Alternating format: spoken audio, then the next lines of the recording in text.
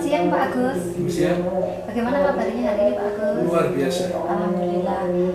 Mohon izin mengganggu waktunya sebentar Pak Agus. Hari ini saya ingin menimba ilmu dengan Bapak melalui kegiatan wawancara ini. Sebelumnya saya ingin mengucapkan terima kasih karena Bapak sudah meluangkan atau menyediakan waktu untuk kegiatan ini. Ini adalah kegiatan atau tugas guru penggerak saya di modul 3, tepatnya 3.1 tentang pengambilan keputusan berbasis nilai-nilai kebajikan sebagai pemimpin. Hal yang ingin saya ketahui lebih dalam dengan Bapak adalah bagaimana cara teknik atau prosedur dalam pengambilan sebuah keputusan yang dilakukan Bapak di sekolahan yang Bapak pimpin. Dalam memimpin sekolahan tentunya Bapak seringkali dihadapkan dengan situasi-situasi pengambilan keputusan sebuah masalah.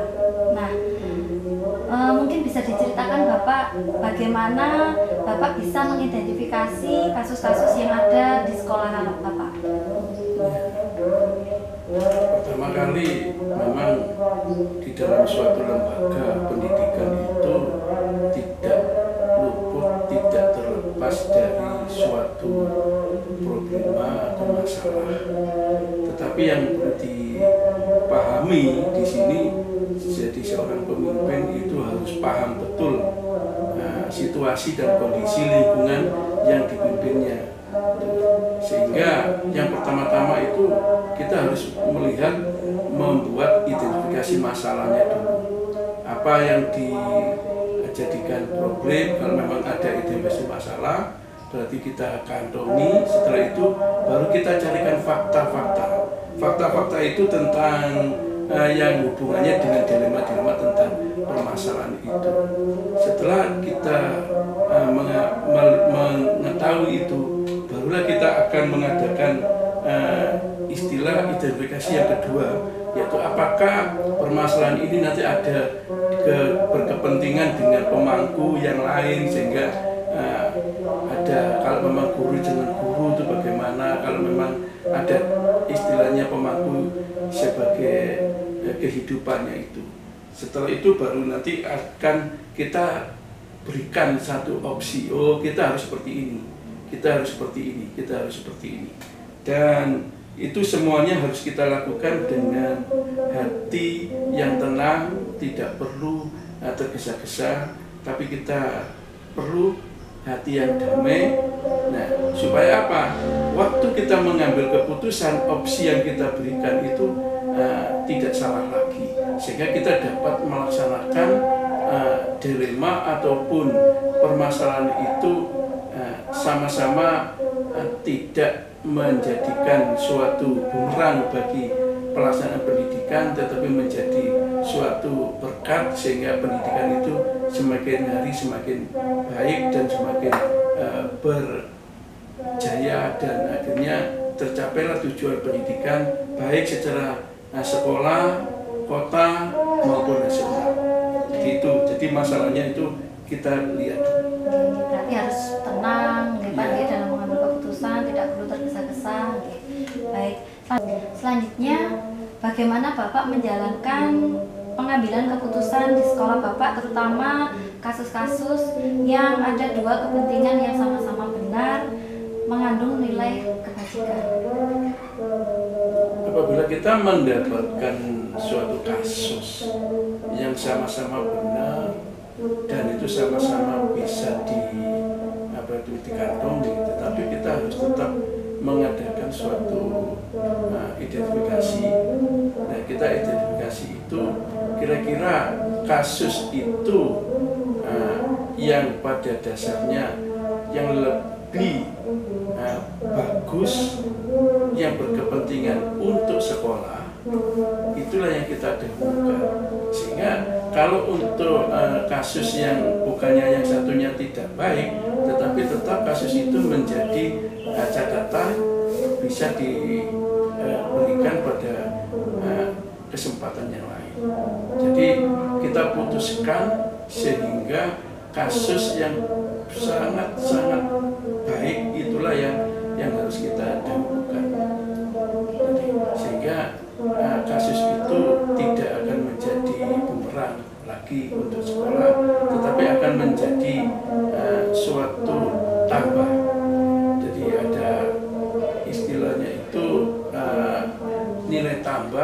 sehingga kasus itu akhirnya menjadi sesuatu yang tidak dilema untuk yang lain. Terima kasih. Selanjutnya, langkah-langkah atau prosedur seperti apa yang biasanya Bapak lakukan selama ini? Yang jelas setelah kita menemukan suatu kasus itu, nah ya kita identifikasi. Setelah kita adakan identifikasi, terus kita lihat kenyataannya benar atau salah. Setelah kita mengadakan kenyataan benar atau salah, kita lihat juga kasus ini apakah ada berkepentingan dengan yang lain atau tidak. Nah, kalau memang ada kepentingan yang lain atau tidak, itu kita juga kita tulis positif negatifnya. Baru nanti kita adakan suatu solusi untuk memecahkan masalah itu, sehingga kasus itu ataupun dilema itu akhirnya menjadi kekuatan sekolah, bukan untuk melemahkan sekolah. Berarti untuk menjadi kekuatan ya Pak, Iya, bukan karena hanya kasus membuat sekolah semakin lemah, tapi semakin menguatkan. Karena semakin kita ditempa dengan adanya berbagai macam kasus, kita akan mengerti maunya apa. Kalau memang istilahnya itu, ternyata guru ini maunya seperti ini. Nah, berarti guru ini modelnya seperti ini. Maka perlu ada solusi yang lebih tepat pada guru ini. Luar biasa. Selanjutnya Bapak, hal-hal apa saja yang Bapak anggap efektif dalam pengambilan keputusan pada kasus-kasus dilema etika? Kasus-kasus dilema etika yang paling efektif yang jelas segala sesuatunya itu apabila kita paling dilematik istilahnya untuk memecahkan masalah itu yang jelas kita harus berpikirnya itu tenang, kita tidak perlu istilahnya itu tergesa-gesa, ya kita lihat lagi itu. Jadi kita lihat lagi supaya kasus itu sekali lagi menjadi nilai tambah untuk kita. Baik, nanti harus memang intinya harus tenang dalam menghadapi apapun gitu, tidak perlu tergesa-gesa supaya apa yang kita ambil keputusan itu benar-benar tidak merugikan siapapun, betul nggih Pak? Tidak merugikan pihak manapun. Gitu. Sehingga keputusan itu semakin menjadikan sekolah atau lembaga itu semakin eksis. Nah, selanjutnya hal-hal apa saja yang selama ini merupakan tantangan dalam panjenengan mengambil keputusan, Bapak? Yang jelas semua personil individu itu mempunyai suatu karakter yang berbeda-beda, sehingga untuk menyatukan suatu dilema itu juga perlu adanya suatu kesabaran, suatu keputusan yang harus benar-benar bisa diterima oleh semuanya. Jadi karena karakter itu berbeda-beda satu dengan yang lain, baik itu untuk siswa, untuk orang tua, untuk masyarakat sekitar, apalagi untuk teman-teman guru, itu punya karakter yang berbeda-beda. Untuk menyatukan visi itu perlu adanya suatu duduk yang tenang, yang perlu adanya pemecahan masalah yang betul-betul dapat dipakai untuk pedoman demi kelancaran proses belajar mengajar di dalam lembaga sekolah itu sendiri. Luar biasa, berarti memang tantangannya itu karena karakternya yang berbeda. Setelah itu untuk menyatukannya memang harus seperti tadi yang Bapak ceritakan, harus tenang, tidak tergesa-gesa, kembali lagi ke langkah-langkahnya tadi Pak ya. Iya.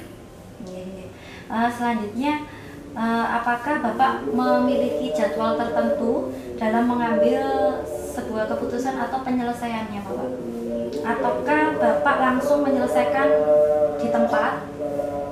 Atau Bapak memiliki sebuah jadwal atau prosedur apa yang Bapak jalankan?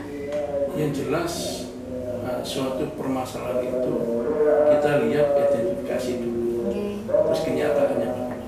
kalau toh itu kasus itu perlu secepat mungkin diselesaikan, ya kita selesaikan. Tapi kalau kasus itu masih perlu ditunggu perkembangannya, apakah kasus ini benar-benar berpotensi negatif atau positif, kita lihat. Jadi kita tidak boleh tergesa-gesa lagi itu tadi. Jadi harus kita lihat, melihat situasi dan kondisi kenyataan realnya bagaimana. Jadi kita sehingga kita mengambil keputusan nanti tidak akan menjadi salah. Jadi keputusan itu merupakan solusi yang sangat-sangat diharapkan oleh pihak manapun. Terima kasih Bapak. Berarti memang tidak ada jadwal, kalaupun bisa diselesaikan langsung diselesaikan. Kalau memang membutuhkan waktu harus bersabar dulu karena ada kemungkinan itu tadi benar atau salah. Jadi seperti itu nih Pak. Yeah. Sangat bagus sekali.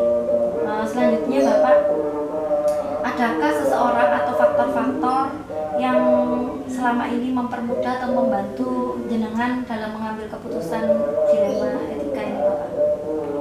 Yang jelas, semua personil yang ada di lembaga itu merupakan satu faktor yang sangat membantu. Satu sama lain itu kan mempunyai karakter yang berbeda-beda. Disitulah letaknya seorang pemimpin harus mampu ini menjadi pengayom, menjadi istilahnya teladan. Tidak perlu harus siapa pemimpinnya, tidak perlu seperti itu. Jadi semuanya itu harus berpijak pada semuanya, karena semua personil itu selalu mempunyai karakter yang berbeda. Disitulah letaknya keanekaragaman karakter itu menjadi kekuatan dalam memutuskan keputusan yang paling baik, sehingga keanekaragaman itulah yang akhirnya menjadi solusi terbaik. Betul sekali, luar biasa. Baik, berarti memang saya sangat setuju sekali dengan Bapak sekali. Memang di lingkungan sekolah ini semuanya saling membantu Bapak, melihat karakter yang berbeda, sifat yang berbeda, itu justru menjadi kekuatan dari sekolahan yang Bapak pimpin. Sangat bagus sekali. Selanjutnya Bapak, dari semua hal yang panjenengan sampaikan tadi, pembelajaran apa yang dapat Bapak petik dari pengalaman Bapak mengambil keputusan dilema etika tersebut Bapak? Pengalaman yang terbaik. Pengalaman yang terbaik. Jadi yang dapat dipetik itu pengalaman yang terbaik nih, pengalaman yang sangat real dan terbaik. Iya, sangat real dan terbaik.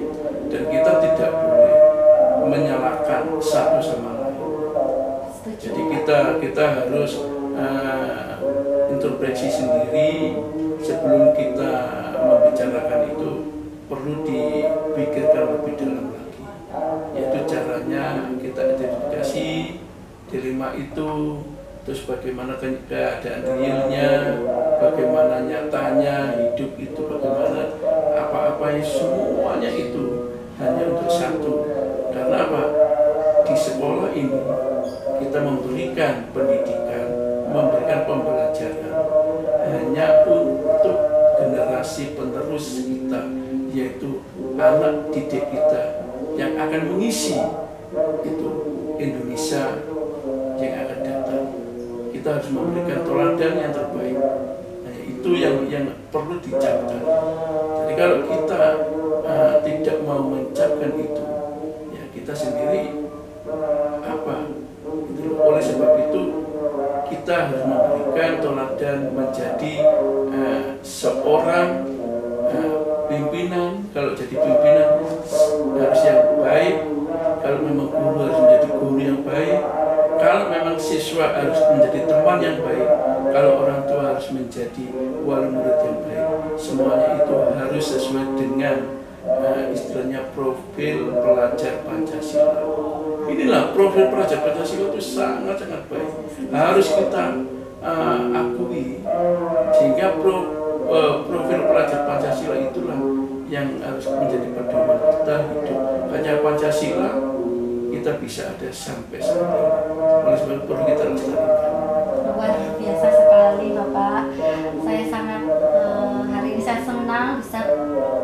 mewawancari jenengan karena banyak ilmu yang saya dapat. Biarpun saya belum pernah menjadi pemimpin dalam lingkup sekolah, tapi saya senang mendengarkan tadi Bapak memberikan wawasan yang sangat luar biasa kepada saya. Saya sangat berterima kasih. Semoga apa yang saya dapat kali ini dapat saya buat kedepannya untuk saya bisa lebih maju lagi, Bapak. Terima kasih Bapak Agus. Terima kasih sudah meluangkan waktunya. Ya, sama-sama. Terima kasih. Selamat siang. Selamat siang.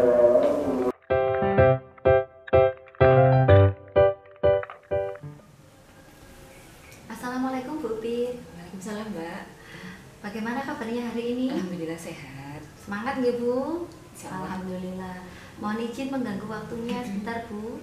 Hari ini saya ingin menimba ilmu lebih dalam kepada jenengan dari kegiatan wawancara kali ini. Sebelumnya saya ingin mengucapkan terima kasih karena jenengan sudah meluangkan waktu, menyediakan waktu untuk kegiatan ini. Ini adalah tugas guru penggerak saya modul 3, tepatnya 3.1, yaitu tentang pengambilan keputusan berbasis nilai-nilai kebajikan sebagai pemimpin. Hal yang ingin saya ketahui dari Bu Upit adalah bagaimana memahami cara, teknik, atau prosedur dalam pengambilan sebuah keputusan yang dilakukan oleh seorang pemimpin di sekolahan. Dalam memimpin pastinya Bu Upit seringkali menghadapi situasi pada saat pengambilan keputusan sebuah masalah nih Bu. Nah, mungkin bisa diceritakan Bu Upit bagaimana Ibu bisa mengidentifikasi kasus-kasus yang ada di sekolah Ibu pimpin. Begini ya Mbak ya. Membuat keputusan itu memang gampang-gampang mudah ya seperti itu. Kadang masalahnya pun juga kompleks sekali. Jadi di sini ini kita harus ini benar-benar benar-benar tepat mengambil keputusan, karena satu, di sini keputusan itu kan kadang ada yang berpihak, ada yang tidak. Jadi utamakan di sini tuh keputusan kita ini tidak berpihak dengan siapapun, sehingga memang benar untuk semua orang seperti itu. Jadi di mana keputusan ini nanti itu kalau secara secara moral itu benar, orang bertentangan, tidak bertentangan, seperti sehingga semuanya tuh nanti menerima keputusan ini legowo seperti itu. Terus bisa berjalan dengan sesuai betul dengan keinginan kita. Nah, jadi kira-kira kalau di sekolahan Bu Upit nih adakah kasus-kasus yang ada di sekolah jenengan yang menurut jenengan tuh aduh ini ternyata kasus ini harus saya selesaikan? Gitu ya. Kasus yang saya temui salah satunya di sini tuh ada jadi ada guru senior yang memang di masalah terkait pembelajaran itu sepertinya kurang pas, sebenarnya sudah bagus cuman kurang pas, misalkan itu lebih baik lagi jadinya pasti akan lebih baik. Jadi itu salah satu masalah yang saya temui. Jadi saya harus bagaimana dengan masalah seperti ini salah satu masalah yang saya temui seperti itu. Jadi terkait dengan pembelajaran oleh guru senior, sedangkan saya di sini kan juga masih baru, terus umur pun juga lebih seniornya beliau. Jadi saya mau memberi masukan itu kayak gimana ya, itu takut sehingga jadi masalah menurut saya seperti itu. Terus selama Ibu menjalankan pengambilan keputusan di sekolah, terutama untuk kasus-kasus di mana ada dua kepentingan yang sama-sama benar dan mengandung nilai kebajikan, bagaimana Ibu? Jadi langkah-langkah saya menyelesaikan masalah yang keputusannya masalah itu tadi ya. Yang pertama saya terus tak pikir dulu. Jadi sebelum saya cerita ke siapa, tapi itu masalah saya bagi saya. Saya mikir dulu, kok seperti ini harusnya kan seperti ini. Saya mikir dulu. Terus yang kedua saya posisikan. Kalau saya sebagai beliau, mungkin saya seperti ini, mungkin juga tidak seperti itu. Yang ketiga, langkah ketiga saya bisa mencari fakta-fakta, atau tanya ke beberapa teman, apa perlu seperti ini, jadi menggali informasi. Nah, kok sampai ada masalah seperti ini, itu jadi saya jadi langkah-langkahnya seperti tadi. Pertama, tak pikir dulu sendiri. Setelah itu saya posisikan, kalau saya seperti beliau, mungkin saya juga seperti itu, mungkin juga tidak. Ketika saya cari fakta-fakta seperti itu, kok bisa seperti ini, seperti itu. Kemudian saya akan sampaikan dengan beberapa teman, beberapa pihak yang terkait dengan masalah ini. Seperti itu. Langkah-langkah atau prosedur seperti apa yang bisa Ibu lakukan selama ini? Yang pertama saya akan pertimbangkan. Kalau misalkan aku akan bertanya ke beberapa teman, itu takutnya menyinggung perasaan beliau. Mungkin beliau juga benar. Ini loh caraku yang benar. Tapi belum tentu juga dari saya anak sini benar. Nah seperti itu. Jadi memang sebenarnya sudah benar, tapi kan kita juga kepingin yang lebih lagi seperti itu. Jadi yang pertama saya akan kalau misalkan saya akan mencari seperti ini, takut menyinggung perasaannya beliau. Jadi saya harus mempertimbangkan dulu. Yang pertama, yang kedua mengumpulkan fakta. Jadi kalau misalkan beliau mengajar, meskipun nggak langsung melihat seperti saya mungkin lewat atau sekilas seperti apa, jadi mengumpulkan fakta. Terus yang ketiga, karena kami adalah kepala sekolah, ada hak yang harus kita lakukan, kewajiban yang harus saya lakukan yaitu memonitoring. Jadi supervisi. Ini kesempatan saya mencari fakta yang benar-benar ternyata seperti ini, bukan mencari kesalahan, tapi untuk membuat lebih baik lagi. Jadi dipecahkan bersama, mungkin beliaunya belum tahu atau bagaimana seperti itu. Itu kemudian baru saya bisa omong-omongan seperti itu. Misalnya kurangnya di mana beliau, kurang. Jadi dari beliau dulu kurangnya di mana seperti ini. Saya berkesempatan beliau ngomong-ngomong begini, baru saya kasih masukan sedikit-sedikit seperti itu. Oke. Kemudian, hal-hal apa saja yang selama ini yang Ibu anggap efektif dalam pengambilan keputusan pada kasus-kasus dilema etika? Apa pertanyaannya? Hal-hal apa saja, nanti saya hapus ya, saya ulang aja. Hal-hal apa saja ya? Hal-hal apa saja yang selama ini Ibu anggap efektif dalam pengambilan keputusan pada kasus-kasus dilema etika? Yang pertama saya harus mencari fakta. Ya, fakta. Jadi benar enggak seperti ini. Jadi sebelum saya mau keputusan saya harus mencari fakta dulu. Kemudian saya mempertimbangkan fakta-fakta yang sudah saya dapat tadi itu. Kemudian saya mencoba memecahkan masalahnya. Nah, benar enggak? Merugikan beliaunya enggak? Merugikan saya apa enggak? Kalau bisa ya tidak merugikan beliau dan juga tidak merugikan saya. Itu yang akan kami ambil nanti. Ya sama-sama membangun ya, supaya kegiatan pembelajaran lebih selain Bu, bermanfaat, lebih mengasihkan ya. Biar anak-anak lebih bersemangat atau termotivasi dalam pembelajaran. Nah, beliaunya pun juga tidak merasa bahwa ini masalah. Jadi laras. Terus hal-hal apa saja yang selama ini merupakan tantangan dalam panjenengan mengambil keputusan pada kasus-kasus dilema etika? Tantangannya apa saja Ibu? Tantangan misalkan mungkin karena beliau senior, itu bisa juga seperti itu. Jadi gini, tantangan saya itu yang pertama karena saya di sini masih baru ya Mbak ya. Terus ada guru senior yang notabene pengalamannya itu lebih akeh daripada saya. Seperti itu. Jadi untuk memberi masukan itu saya jadi kayak gimana baiknya ya, tidak menyinggung beliau, tapi ini masukan baik buat beliau seperti. Jadi itu tantangan saya harus bagaimana tanpa harus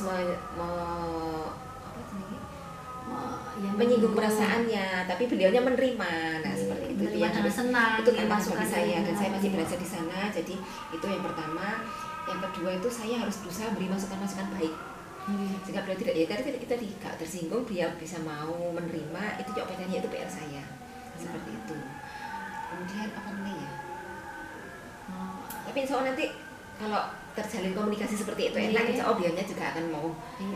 Berarti semua itu dari komunikasi ya. Komunikasi yang baik akan menghasilkan sesuatu juga yang baik. Iya benar. Baik. Selanjutnya Ibu, apakah Ibu memiliki jadwal tertentu dalam menyelesaikan kasus dilema etika? Ataukah Ibu langsung menyelesaikan pada saat itu, dan apakah Ibu juga memiliki sebuah jadwal untuk menyelesaikan, dan bagaimana prosedur Ibu yang Ibu jalankan? Berdasarkan permasalahan tadi itu ya, berarti saya harus terjadwal.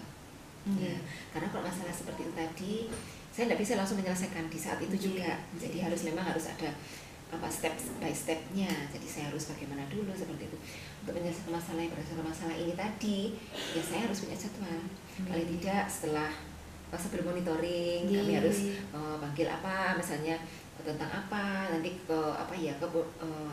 ketidakbisanya itu yang mana, jadi kami bantu seperti itu kan salah satu juga memecahkan masalah. Nanti di tengah-tengah itu kan juga ada proses, nah itu juga salah satunya, jadi harus ada jadwal kalau seperti ini berdasarkan masalah ini ya, harus ada jadwal. Iya, harus terjadwal ya Bu, karena kan memang tidak bisa diputuskan betul. Baik, adakah Bu seseorang atau faktor-faktor yang selama ini mempermudah atau membantu Ibu dalam pengambilan keputusan dalam kasus-kasus yang Ibu ada? Insya Allah saya ini alhamdulillah punya teman ya seperti Ibu seperti itu. Jadi yang memang saya anggap saya percaya. Jadi 90% apa yang dia sampaikan itu sepertinya masuk di saya. Jadi saya itu kalau punya masalah seperti ini, aku punya masalah seperti ini. Sebelum ke teman-teman di sekolah, saya akan cerita ke beliaunya seperti itu. Jadi beliaunya yang saya anggap beliau itu berpengalaman sekali, kompeten di bidang ini. Jadi kok masuk seperti ini, saya lakukan kok baik, saya lakukan seperti itu. Kemudian itu yang pertama. Yang kedua, kami akan menyelesaikan ini secara bersama-sama.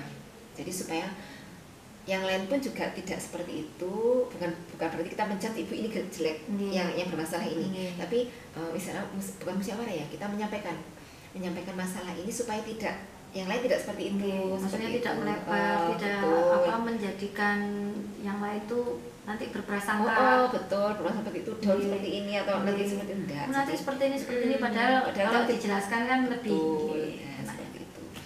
Kemudian itu pihak terkaitnya ya, satu orang yang saya percaya, yang saya anggap bisa. Yang kedua adalah teman-teman satu tim ini. Satu tim ya. Pernahkah Ibu intinya melaporkan ke pengawas gitu Bu? Mungkin karena Ibu masih baru Selama ini belum. Dan kami harapan saya selama saya bisa teman-teman di sini membantu, tidak sampai keluar ke sana, kami akan memecahkannya di sini. Kecuali kalau kami sampai nggak bisa dengan cara istilahnya cara halus, dengan dibimbing seperti ini, diajak bersama-sama kerjasama, tidak mau, dan kami tim sekolah pun tidak bisa, baru kami akan ke tingkat yang lebih tinggi, ke pengawas misalnya, ke kantor dinas misalnya, seperti itu. Tapi insya Allah akan kami selesaikan dulu di dalam intern sekolah. Mantap Ibu, saya setuju sekali.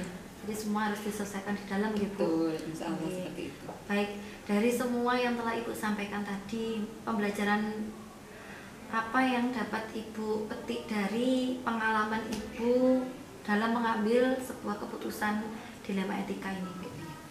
Yang pertama, memang mengambil keputusan itu nggak boleh sak-saknya gerusa-gerusu. Jadi kita harus satu memang dipikir dulu, dilihat dulu, dilalui ditulis seperti itu. Jadi satu kalau gerusa-gerusu, yang kedua kita harus mencari fakta-fakta. Jangan kali ditulis seperti itu seperti itu. Nah, terus memutuskan sesuatu itu gak boleh pada saat kita emosi. Harus cool dulu ya. Seperti itu. Terus harus dengan pemikirannya matang, nggak merugikan salah satu pihak. Apalagi nanti iso jadi merugikan, istilahnya semuanya kecewa. Jadi seperti itu. Terus kalau bisa juga, misalkan saya tidak bisa memutuskan hari ini, saya akan minta waktu. Tolong saya kasih waktu beberapa hari seperti itu, sehingga saya produk slow down, saya bisa berpikir lebih jernih, saya baru bisa memutuskan sesuatu. Jadi itu memang noto hati ya, seperti itu.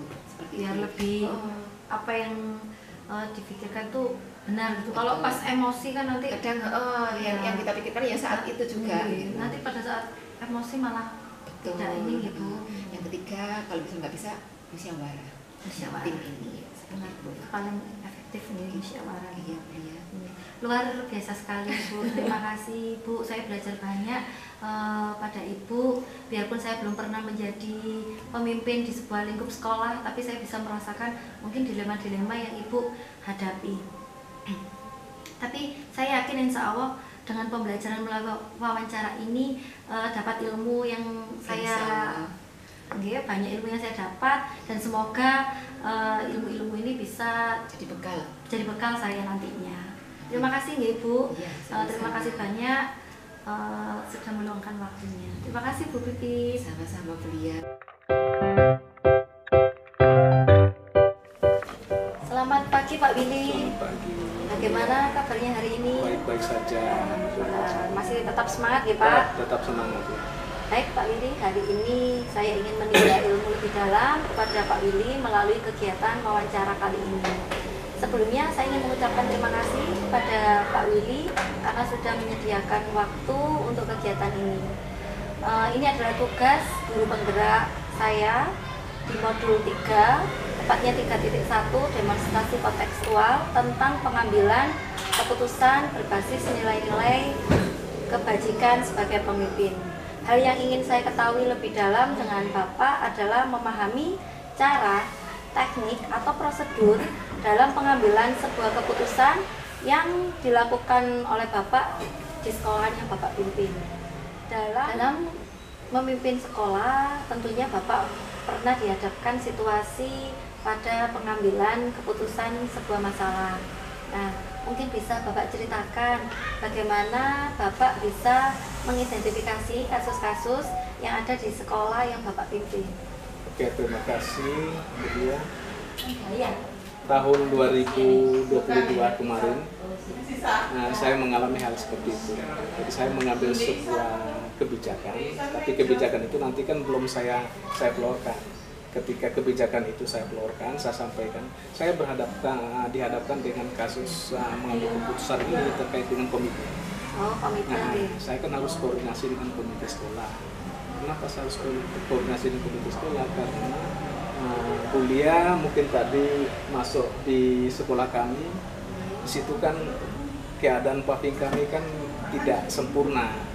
Karena paving itu ada yang sudah rusak, berlubang, sehingga kejadian yang sering terjadi ketika anak-anak istirahat, namanya anak-anak istirahat bermain, terus lari, terus kakinya gitu cekluk sampai tersandung sampai terkilir.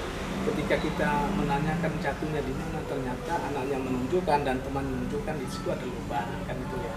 Dan kasus ini memang sering terjadi, tidak hanya 1-2 kali. Nah, akhirnya kami mengambil sebuah kebijakan bagaimana caranya supaya kita bisa memperbaiki paving supaya lebih normal demi keselamatan. Nah, saya pada saat itu sudah menyampaikan kepada guru-guru, tapi kan saya harus berbicara dengan komite, kan komite sekolah. Nah, pada saat itu saya menggunakan komite sekolah, malah didukung Bu Lia. Saya didukung, monggo Pak, nggak apa-apa, silakan.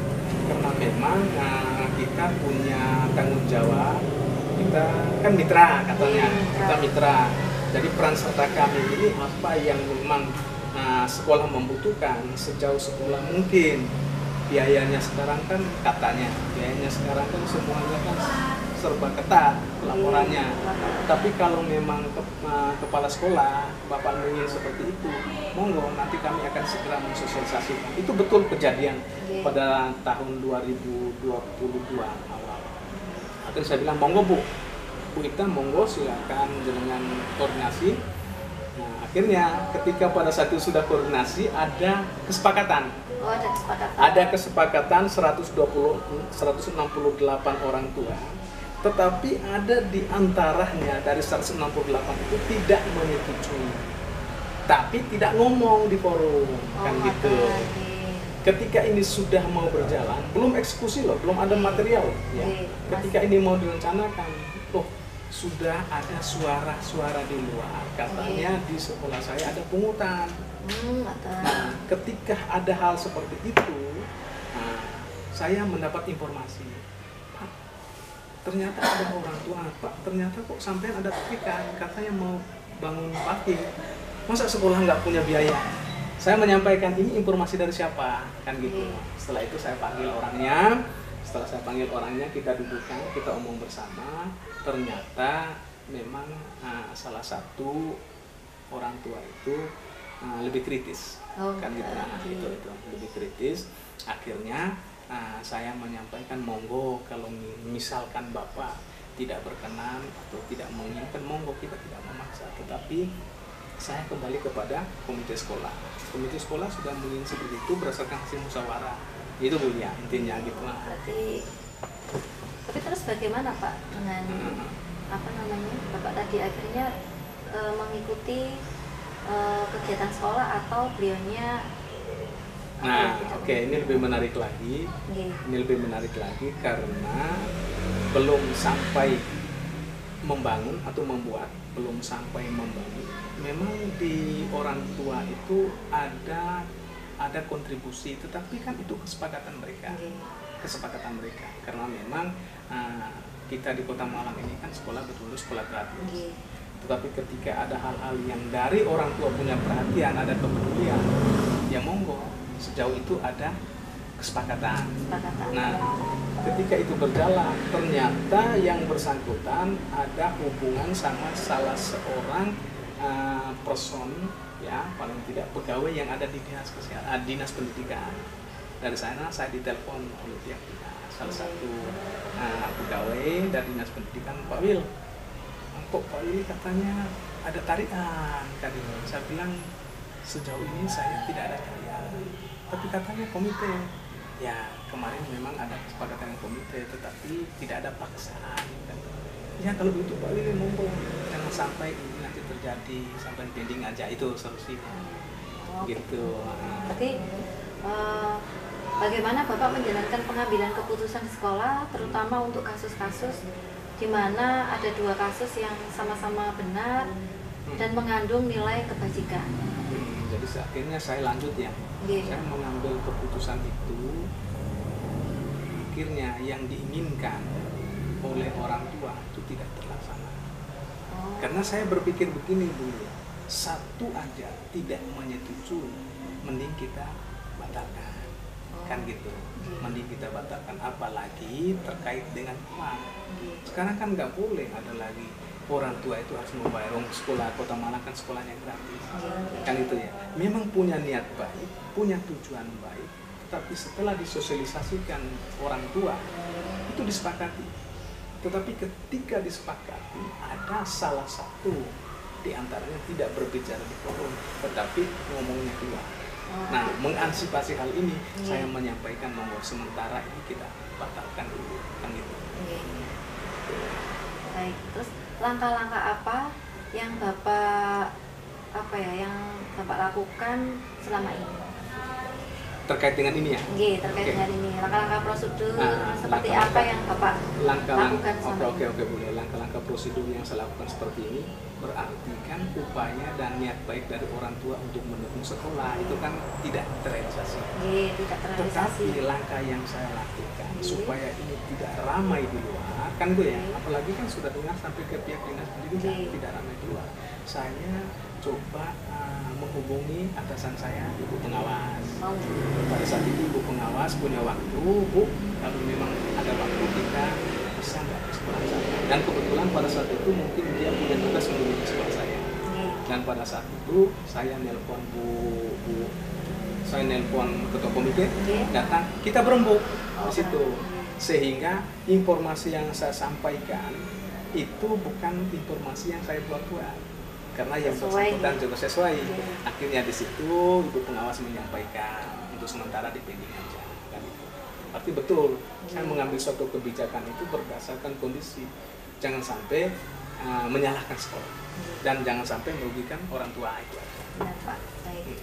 Hal-hal apa saja yang selama ini Bapak anggap efektif dalam pengambilan keputusan pada kasus-kasus seperti dilema etika, Pak?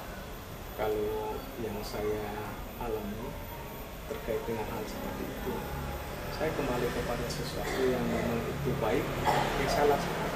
Tetapi kalau memang itu baik dan masih ada kendala, mungkin biaya tadi, terus kita menginginkan nggak ada tarikan, karena kan terkait dengan uang, itu kan sudah pasti bunyinya uang. Ya saya menyikapi ya sudah untuk sementara kita. Tetapi sejauh itu untuk mengantisipasi jangan terjadi anak misalnya jatuh atau apa, kita pikir, kita ada guru pikir, mengingatkan jangan sering lari di halaman. Gitu ya. Terus hal-hal apa saja yang selama ini merupakan tantangan dalam pengambilan keputusan pada kasus-kasus dilema etika? Oke, tantangan itu kan pasti ada Bu Lia. Iya. Sejauh tantangan itu tidak lebih resiko, kan itu ya. Sejauh tantangan itu tidak lebih resiko kepada dampak atau akibat, ya kita bisa mengantisipasi tadi. Saya menyampaikan tadi, karena memang kondisi masih berlubang, ada pakunya rusak. Ya nanti kan saya menyampaikan kepada Bapak Ibu guru, tolong mengingatkan anak-anak ketika istirahat tidak boleh lari-lari. Dan di sana juga ada guru pikir, gitu yang menjaga, ya, mengantisipasi itu, supaya tidak ada siswa yang terjatuh lagi. Supaya tidak ada. Siap. Selanjutnya, apakah Bapak memiliki jadwal tertentu dalam sebuah penyelesaian kasus dilema etika? Dan apakah Bapak langsung menyelesaikan di tempat atau memiliki sebuah jadwal untuk menyelesaikannya? Bentuk dan prosedur seperti apa yang Bapak jalankan? Oke, ini masuk kepada permasalahan yang saya hadapi ya. Memang ketika itu ada informasi bahwa di sekolah saya, informasi luar, di sekolah SD Natural 3 itu ada tarikan, ya saya coba menanyakan kira-kira informasi ini dari siapa. Ternyata setelah kami telusuri memang dari pihak orang tua sendiri. Ya kan. Karena itu dari pihak orang tua sendiri, saya kan tidak bisa langsung pada saat itu sudah kita umumkan, enggak. Tapi kan saya mempunyai waktu untuk bisa menyelesaikan permasalahan ini, menyampaikan kepada guru, orang tuanya coba bisa datang ke saya cerita, dan orang tuanya itu juga salah satu tenaga GTT ya, PTT di sebuah sekolah. Saya menyampaikan ya gitu, tapi dia terbuka, welcome. Iya Pak, ketika itu saya cerita gini, tapi Bapak keberatan nggak? Ya kalau soal itu saya nggak keberatan. Ketika dia berhadapan langsung dengan saya, ini kan prosedur, ini kan waktu. Akhirnya keputusan itu yang akhirnya saya ngambil, saya katakan sudah, kalau memang seperti itu Pak, mohon maaf. Kalau memang kemarin sudah disosialisasikan, tapi tidak ada penyelesaian, saya tidak menyalahkan panjenengan. Karena pada intinya satu, jenengan senang dengan masuk di sini, dengan catatan kami mengantisipasi aja. Karena dengan adanya lubang atau paving yang tadi rusak, tujuannya kan untuk anak jenengan, untuk yang lainnya. Supaya selamat, supaya selamat. Tidak terjadi. Jadi proses langkah-langkah untuk memutuskan yang terkait dengan dilema etika ya. Memang betul ada sesuatu yang merasakan. Di satu sisi kalau saya paksakan, berarti kan saya tidak disalahkan karena terkait dengan uang. Di satu sisi kalau saya biarkan, akhirnya nanti lebih ekstra. Anak-anak kan kita nggak tahu istirahat. Anak itu kan kalau itu kan tidak mungkin ada guru setiap hari harus perhatikan itu Mbak. Dilema etika yang saya. Nah, adakah seseorang atau faktor-faktor yang selama ini mempermudah atau membantu Bapak dalam mengambil keputusan dalam kasus dilema etika ini, Bapak? Iya, itu ada dalam artian. Jadi mungkin tidak lebih mengarah kepada terrealisasinya apa yang kami rencanakan, tapi ada masukan-masukan. Ada masukan-masukan dari ibu pengawas saya, ya. Terus dari guru-guru saya menyampaikan, terus ada juga dari komite juga tetap mempertahankan karena dia demi kebaikan, demi keselamatan. Tapi dari satu sisi yang menyampaikan ke saya, atasan saya, Pak, untuk sementara di pending aja. Jadi saya berpikir ya betul, saya ngikutin aja. Tapi ketika ini masuk ke saya, karena saya masih punya atasan, dari pihak komite menginginkan ini harus terrealisasi, tapi saya mengatakan yang terbaik begini saja, kita pending. Nah, pending saja, tapi sejauh hal ini memang kondisinya seperti itu, ini tanggung jawab saya untuk antisipasi biar putra-putri panjenengan tidak gitu. Ya, gitu ya. Yang terakhir Bapak, dari semua hal yang Bapak sampaikan tadi kepada saya, pembelajaran apa yang Pak Willy petik dari pengalaman Bapak mengambil keputusan dilema etika tadi, Bapak? Dari pengalaman yang saya ambil kuliah, ya secara pribadi saya mengambil keputusan itu berdasarkan konteks, berdasarkan realita kenyataan. Ketika sesuatu itu berjalan dengan baik, tujuan kebaikan, berarti kan antara yang memberikan dukungan seperti orang tua tadi, tidak ada terjadi kecolongan. Ya alhamdulillah, saya berterima kasih, kan gitu. Karena memang satu sisi kan tidak ada unsur paksaan, karena kepedulian, kan gitu. Terus ketika ini bisa, ini kan sudah tidak terjadi, jadi berhadapan dengan suatu, saya berpikir begini, ya bagi saya sih itu sesuatu hal yang baik juga, kan itu ya. Sesuatu hal yang baik juga dalam artian ya dilema yang terkait dengan dilema etika, saya berpikir ya sesuatu yang baik, sesuatu yang wajar apabila kita laksanakan dengan penuh tanggung jawab, kita bisa mengantisipasi, saya kira bisa tercapai gitu. Jadi dua-duanya kan itu loh. Ya, sama-sama gitu. Ini ya Pak ya. Jadi jadi mohon maaf saya mungkin lebih tekankan sesuatu yang saya petik ya, saya ambil ya. Ini merupakan sebuah pembelajaran bagi saya, pembelajaran berarti. Karena memang kita memutuskan sebuah keputusan, kita menentukan untuk mengambil sebuah keputusan, saya kira memang itu tidak semudah apa yang kita pikirkan, kan itu ya. Iya, Pak. Ketika itu berjalan dan kita menemukan sesuatu yang memang tidak kita inginkan, ya oke, kita kembali bermusyawarah lagi, kan gitu. Iya, betul. Dengan tujuan untuk kebaikan. Saya tidak disalahkan, orang tua juga tidak disalahkan. Tapi ya tidak disalahkan. Tapi bagaimana langkah untuk mengantisipasi? Mari kita sama-sama, kan itu. Luar biasa sama sekali. Kita bekerja, kan itu. Luar biasa sekali Pak Willy. Saya banyak belajar dari jenengan. Saya juga belum pernah menjadi pemimpin di ruang lingkup sekolah, tapi saya bisa merasakan dilema-dilema yang Bapak alami. Saya sangat berterima kasih sekali dengan kegiatan wawancara ini. Saya dapat mengambil banyak pelajaran dari Bapak, ilmu yang Bapak berikan kepada saya. Saya sangat berterima kasih. Baik Pak Willy, terima kasih atas waktu yang sudah diberikan. Mudah-mudahan apa yang Pak Willy sampaikan kepada saya dapat menjadi masukan saya untuk kedepannya lebih baik. Iya, jadi gini Bu Lia, saya juga baru memahami terkait dengan dilema etika. Padahal dilema etika itu bagi saya itu mungkin kali katanya aja yang bagi saya. Tapi ketika dijelaskan seperti ini, oh ini yang terkait dengan dilema etika. Karena kan bagaimana kita prosesnya, bagaimana kita mengambil sebuah keputusan, apa yang saya petik tadi saya sudah jelaskan tadi.